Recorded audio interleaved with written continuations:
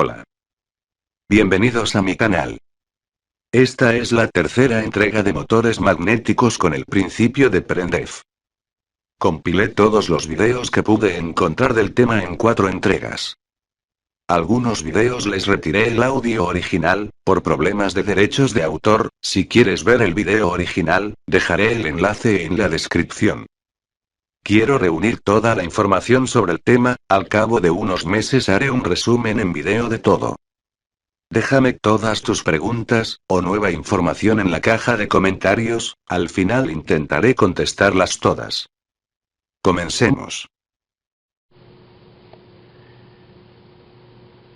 Now I'm calling this video how the Perendev motor worked, if it worked, because obviously Mike Brady, the inventor of the Perendev motor, is now in prison for embezzlement charges. Apparently he didn't deliver on the motors he promised. Now I'm starting this video out with a look at a design that I did a few years back for a mechanism I was going to have built to test the Perendev design and see if it actually worked.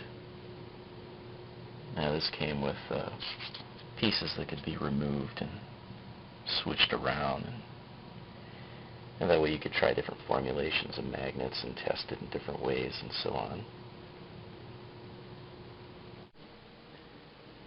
Now, part of the reason that I believe that the Perendev motor might have worked is that Mike Brady seems to have copied a patent that came out quite a few years before his motor did. And his design ended up being quite similar to what theirs was.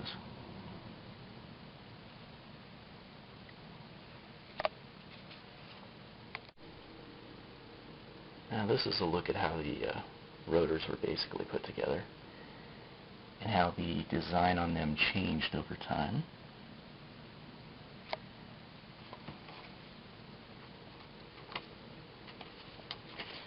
Another point of interest,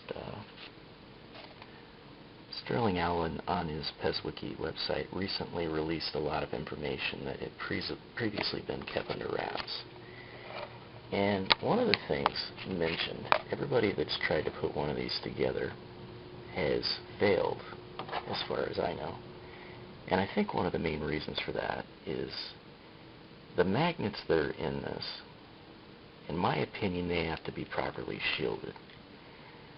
Every one of these magnets creates a field, and the north and the south field would become cluttered in this kind of configuration, and you'd get all kinds of flux loops, and I don't see any way that this rotor would spin without proper shielding.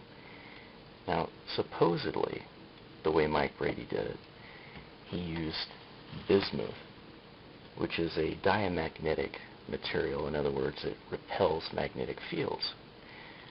The problem with that is it's a very light repulsion. It kind of sounds to me like something that he just threw out there to throw people off the trail so that they couldn't replicate what he was doing. Because that would not in any way shield these magnets through here. And you'd still have all of these flux loops because the material is just too weak to stop these fields. I think you'd have to use something like Ferrite Shielding. One of the reasons I believe that is, and this isn't a great copy of this, but this is the material that he was using for shielding. Now, if this were actually bismuth, it would be kind of a light whitish gray. This is a darker material, and it does not look like bismuth to me. It looks more like ferrite. You'll also notice there are these metal pieces on the sides here that supposedly were to keep the magnets from, tearing each other up from the forces of the opposing fields. I think this might have had an entirely different use right here.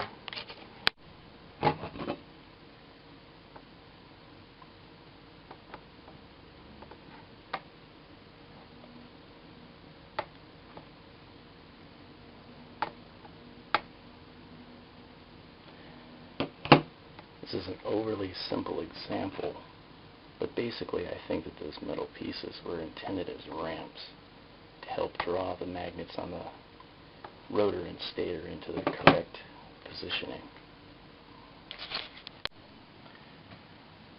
Now, to detail this a little better, this is how a standard magnetic field would work.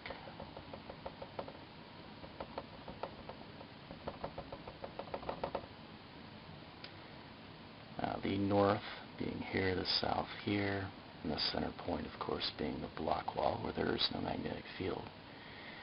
By putting shielding around the magnet, what you would do is you'd block out the fields on the sides, redirecting them through ferrite or metal, and you would change the way the spins work, and they would be more tightly focused to the top portion where the magnet is still showing through. Now with metal shielding on the side here, as another magnet would come into close proximity, it would be attracted to the sleeve, and you're going at a 30-degree angle the way the Perendev motor appeared to do. Be attracted to the sleeve, and then when lined up properly with the opposing field, it would repel. Here's a brief rundown of how I think the rotors and stators are put together. Obviously there are 3 rotors and 3 stators in the original assembly. I believe the magnets in the stators and the rotors are 1 inch diameter by 1 inch in length. In the stators, I think they're spaced at about 1 inch apart, whereas in the rotors they're spaced about a half an inch apart. Now they have to be shielded in the rotor. I don't think you're going to get this thing to work without proper shielding. And I think you need these steel plates on here as well.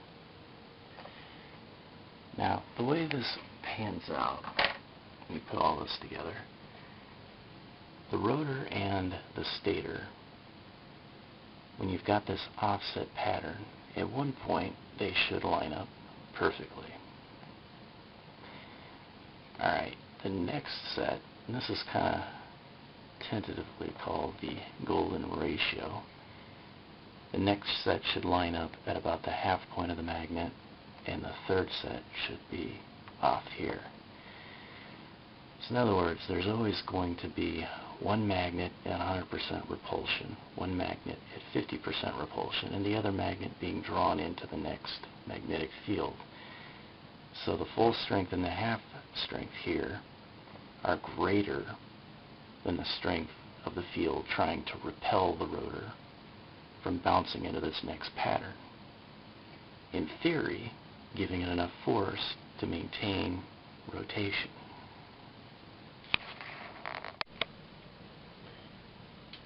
Now here's another look at the idea of a golden ratio.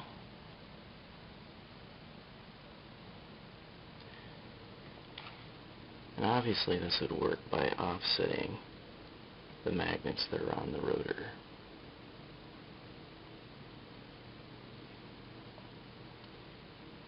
Now to really put something like this together, you need to start with some type of flat track. It'll save you a lot of time and a lot of headache. This is one of the better ones I've looked at. It's designed by a gentleman named Mark O. The thing that I would do differently, this is intended to be a cart. I would offset these magnets at about a 1/4 inch apart and use this as the stator. And this piece at the top I would use as the cart. Placing the magnets three rows of 3, 1 inch apart. The distance between these doesn't really make a lot of difference as long as you have a couple inches between each row. And you match them up with the cart, of course.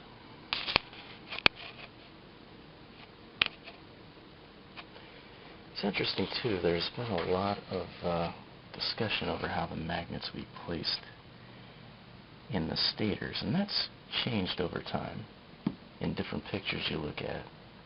with the Perendev motor. I think one of the main problems that Mike Brady might have been having with this thing, his first assembly was made out of aluminum, and supposedly that began to get magnetized over time, and it demagnetized the magnets. I really think by running this thing in repulsion mode, what it really did is it wore out the magnets. Because aluminum generally, what it does, it's only magnetized when it touches magnets. But it creates eddy currents. It would have slowed the motor down. I don't know that it would have deteriorated the strength of the magnets. And I think part of the reason he kept changing the design over time is he was trying to get past this problem of the magnets being demagnetized.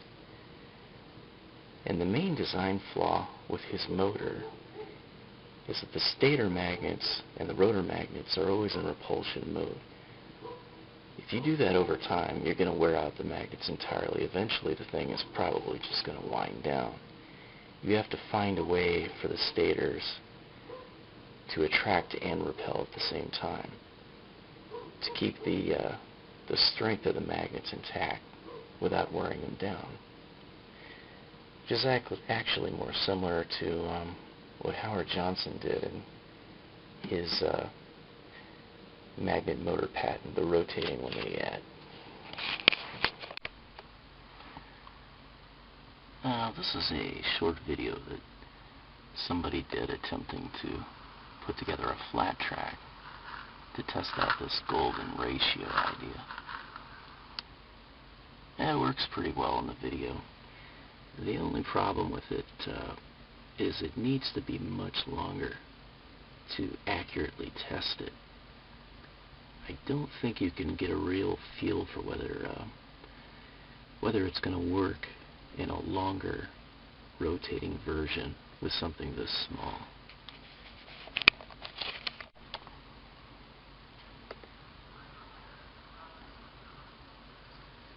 Now, this is a clip from a video that is an attempted replication of the Perendev motor that Sterling Allen put together. They never were able to get it to work, unfortunately. And I think one of the problems with it, because it's beautifully designed and they followed exactly what Mike Brady put together in his design schematics that he sent to them. I really believe it didn't work because the magnets are not properly shielded in the rotors. Instead of using something that would have canceled out the fields and prevented all the flux loops, they were advised to use something similar to bismuth that wasn't quite as strong. I believe it was graphite. And there's just no way using that you're going to get this thing to work. Now, I think if they took those shielding pieces out and replaced them with something better, they might get more favorable results out of that. Now, this is another video that is listed on Sterling Allen's website.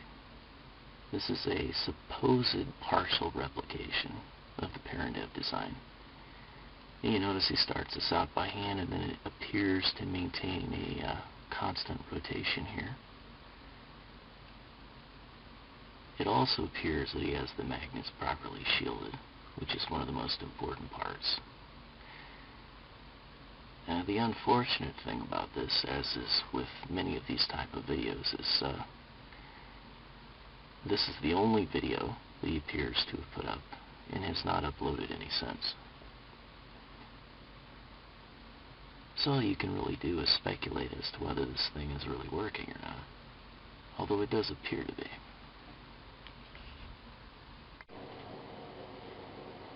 Now, one of the few things in this assembly that you don't really have to question how it's put together are the rotors. The rotors are put together with this basic spacing. Each one of these has magnets that are about 1 inch in diameter by 1 inch in length. The first rotor at the bottom point of the first magnet will line up with the top point of the magnet on the next rotor, and so on to the third rotor here. Basically what it does is it forms a perfect line.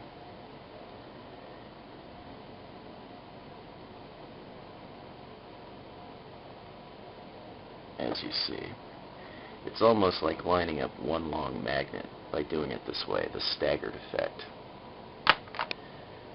Then all you really have to concentrate on your stators is coming up with the correct combination to keep this thing constantly in a state of flux. I call this an imbalance system because it keeps the magnets from lining up in such a way that it can cog up and stop the device. Now you can get the exact measurements and stuff to build this from the PezWiki website. But the original arrangement had approximately 30 magnets on each of these rotors. Later designs had them at anywhere from 12 to 15. It was changing all the time, and they changed the way that the magnets were set up. There were spaces between each one. So, same configuration, just missing the magnets that would be here in the center points. I'm guessing that as Tom Brady changed the design, he did this as a way of trying to get past the problems he might have been having with the deterioration of the magnets by adding these spaces that might have helped. And also these are bored out at 30-degree angles, so obviously they don't come out straight at you. But I drew it this way just to make sense of the design. Now the distance between each of these different rotors, you don't want to get them too close together, because then you're going to run into flux problems with the magnets from rotor to rotor. It doesn't really hurt how far apart they are though. So that's really the only thing you have to take into account with that.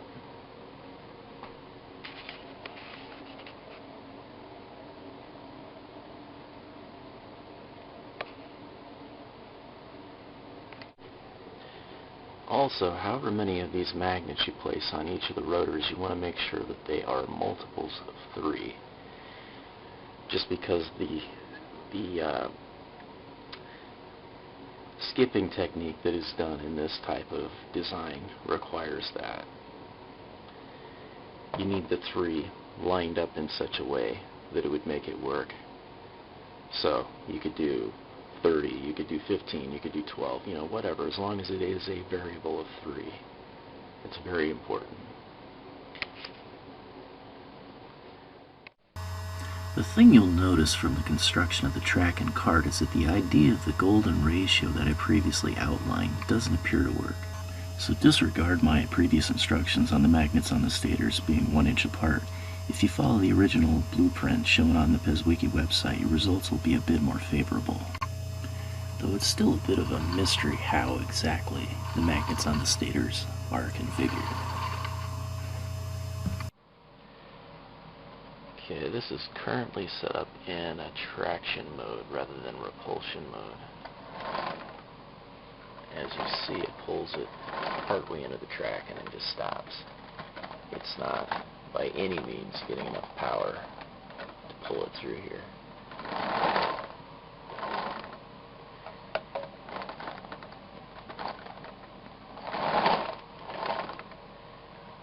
I've tried it now with the gap through these places the way that they did on the later version of the Perendev motor, and with the gaps filled in. So next I'll flip this plate over here and try it in repulsion mode. And here it is in repulsion mode. It does try to kick it out of the front and does very little through the middle.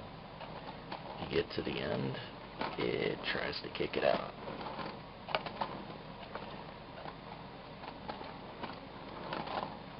So in other words, for the folks that tried the smaller flat tracks, it probably look like it was actually doing something. When you build a flat track correctly, though, it just doesn't work. Clearly.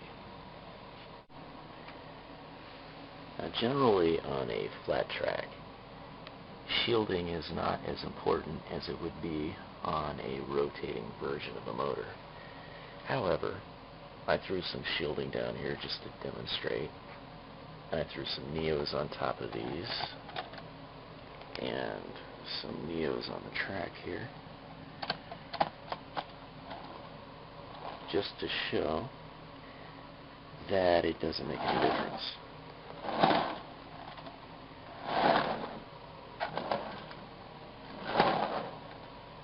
Now, it looks like it almost makes it all the way down the track. But if you remember, the proper way to test these is to place the cart in the middle and to see if it does anything. Which obviously it does not.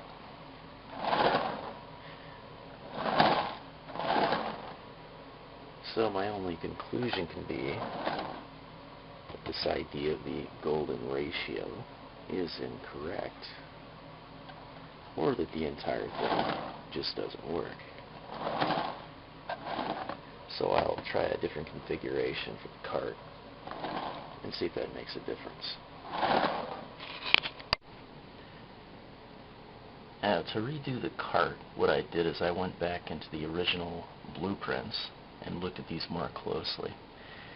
And what I noticed is that about every 4 pieces in the rotor, or 4 magnets, there are 5 in the stator that are offset, used for movement.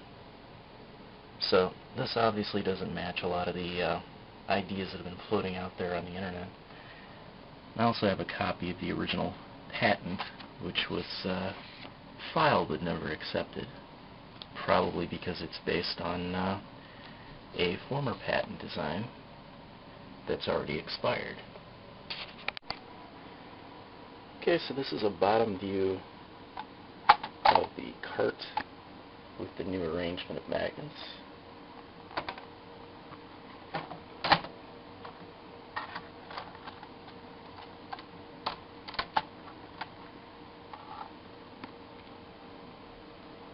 Now, it does work better this way. Once you get into the close proximity of the track, it grabs it and shoots it right through until you run out of magnets to repel it. So it definitely works better when you go this way.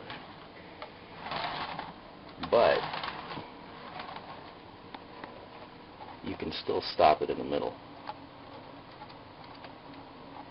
and you get no motion out of it at all. So this tells me that it's probably closer to what it's supposed to be, but not quite there. There's some other things that I'll play around with on this and see what I come up with, and if anything comes out favorable, I'll post it later.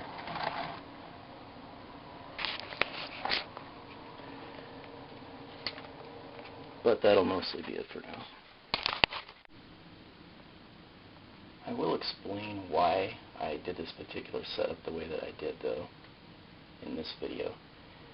The reason I did the staggered arrangement on the track here instead of on the cart is because that's one of the few constants with the pictures and the videos that we have of the Perendev. This specific arrangement really doesn't vary in the designs at all. So by setting them up this way, and they are angled, it's a lot easier to experiment around with how the magnets might have been put together in the stator assembly. Just doing that on the cart, so it's easy to flip them around, change the orientations and so on. Now the shielding really isn't necessary when you do this on a flat track, or not as necessary. I still have shielding on the bottom here, but you don't have to have the magnets encased in shielding because you're not arcing the geometry. If you did that, you'd have to have the entire magnets encased, except for the top portion showing here.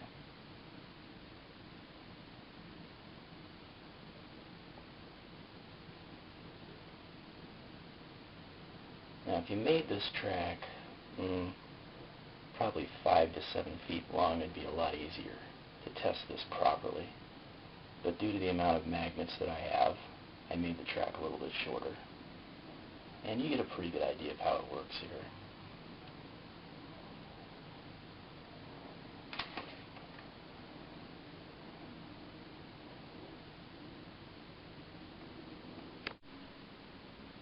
Now, there really only are so many variables left because of the intensity that the Perendev motor was studied in videos and pictures that Tom Brady originally provided, and the information that Sterling Allen has provided more recently.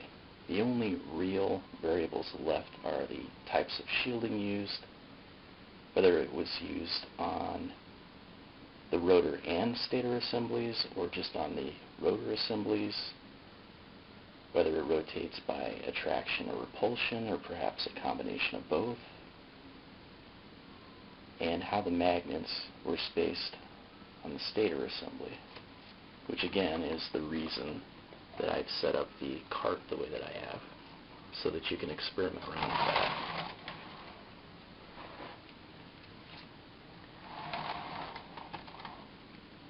So anyway, by building a setup similar to this, if you go on Sterling Allen's website, you can download the exact specs of how the Perendev was originally pieced together. You should be able to build your own cart and track and experiment around with it until you get favorable enough results that you could actually test it out and find out if it really worked. At this point, I can't tell you one way or the other. I believe it's possible that it did, and partly because it's based on another patent design to begin with, and there are some similarities in the design to some things that I saw Howard Johnson do in the past. So the rest is up to you.